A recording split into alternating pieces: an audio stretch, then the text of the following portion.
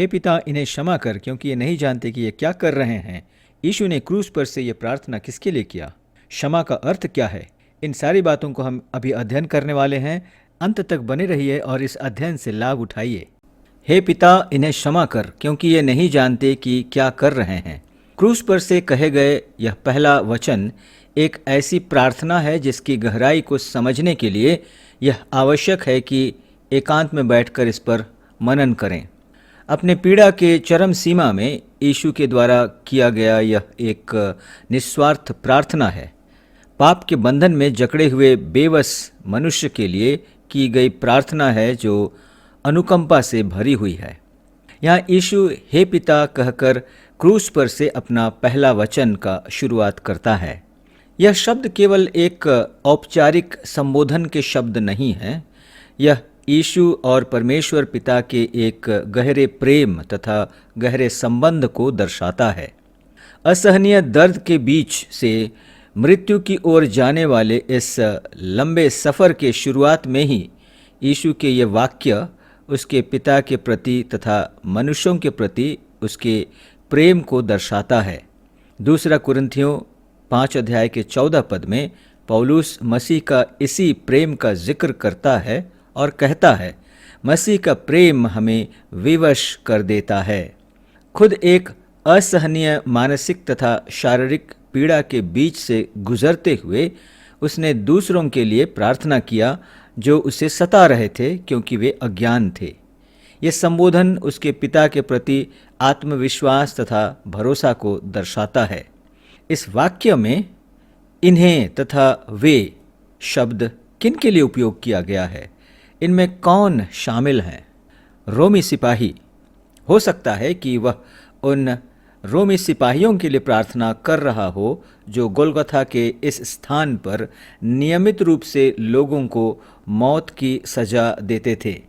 उनके पास और कोई विकल्प भी नहीं था, क्योंकि एक सिपाही होने के नाते वे बस आदेश का पालन करते थे। लेकिन बाद में वे भी भय के साथ इस तथ्य को स्वीकार किए और कहे, निश्चित रूप से वह परमेश्वर का पुत्र था। इसका जिक्र हमें मत्ती के पुस्तक के 27 अध्याय के 54 पद में मिलता है। एक और व्यक्ति जो यीशु को क्रूस पर चढ़ाने के लिए जिम्मेदार था वह है पिलातुस। हो सकता है कि वह पिलातुस के लिए प्रार्थना किया होगा। उसने यीशु को उन अपराधों के लिए निर्दोष पाया था जिनके लिए उस पर आरोप लगाया गया था। लूका 23 अध्याय के 4 पद में उसने मुख्य पुजारी से कहा कि मैं इस मनुष्य में कोई दोष नहीं पाता। फिर भी यहूदी नेताओं के दबाव और दंगे के डर ने उसे अपने ही बेहतर फैसले के खिलाफ जाने के लिए मजबूर किया। उसने सभी कानूनों के विरुद्ध जाकर यीशु को क्रूस पर चढ़ाने का आदेश दिया और यीशु के डेथ वारंट पर हस्ताक्षर किया और फिर सार्वजनिक रूप से अपना हाथ धोया। मत्ती 27 अध्याय के 24 पद में इसका जिक्र मिलता है। अधिकार और सत्ता के लोभ के कारण उसने एक गलत फैसला सुनाया था। हो सकता है कि यीशु ने उसकी इस चारित्रिक कमजोरी के कारण उसके लिए पिता से क्षमा याचना किया था। मुख्य पुजारी और शास्त्री। यीशु को क्रूस पर चढ़ाए जाने के पीछे मुख्य पुजारी और शास्त्री ही प्रमुख रूप से सक्रिय थे।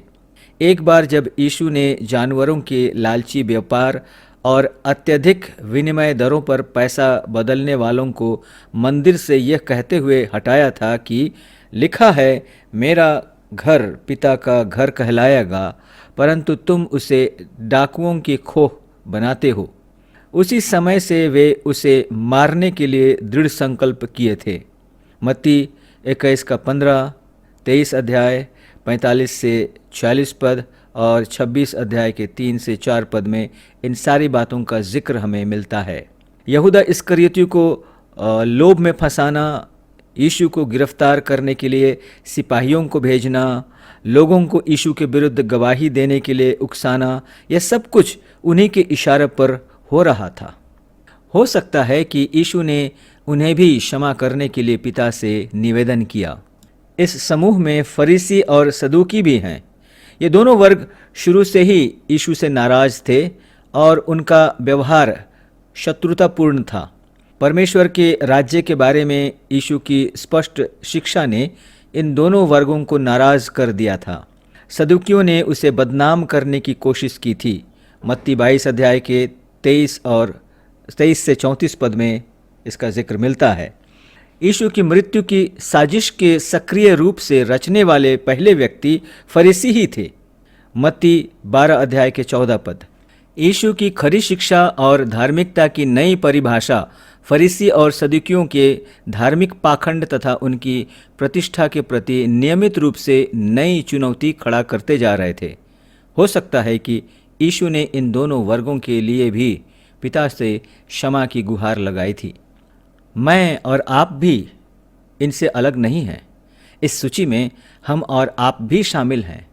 ये हमारा पाप, हमारा भ्रष्टाचार, हमारी कमजोरी और शुद्धता ही है जो मसीह को क्रूस की बलिदान तक पहुंचाया है। यशायाह 53 अध्याय के 5 पद कहता है, परंतु वह हमारे ही अपराधों के कारण घायल किया गया, वह हमारे अधर्म के कामों के कारण कुचला गया, हमारी ही शांति के लिए उस पर ताड़ना पड़ी कि उसके कोड़े खाने से हम लोग चंगे हो जाएं। यीशु ने कहा, हे पिता, इन्हें क्षमा कर। क्षमा का अर्थ क्या है? जिस यूनानी शब्द का यहाँ पर उपयोग किया गया है वह है एफीएमी, जिसके कई अर्थ हैं। क्षमा करना, अपराध या ऋण के रूप में क्षमा करना, किसी अपराध को नज़रअंदाज करना और अपराधी को दोषी नहीं मानना। मूल रूप में कहा जाए तो अपराध को क्षमा करना, उसे विदा करना, उसे अस्वीकार करना, अर्थात उसका आरोप नहीं लगाना। इस शब्द का उपयोग कानूनी दस्तावेज में किसी व्यक्ति को कार्यालय से मुक्त करने, विवाह दायित्व को समाप्त करने या बकाया ऋण को रद्द करने के लिए किया जाता था। मत्ती 6 अध्याय का 12 पद ऐसा कहता है, और जिस प्रकार हमने अपने अपराधियों को क्षमा किया है वैसे ही तू भी हमारे अपराधों को क्षमा कर। यहाँ पर भी इसी शब्द का उपयोग हुआ है। यीशु अपने जीवन के अंतिम चरण में क्रूस पर बलिदान होते हुए हम सभी के लिए प्रार्थना करता है जिन्होंने उसे क्रूस पर टांगा है।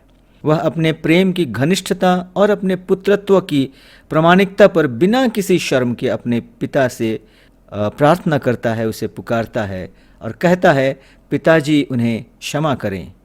और इसलिए आइए हम भी दीनता के साथ प्रार्थना में शामिल होते हुए यह कहें, हे पिता, हमें क्षमा करें।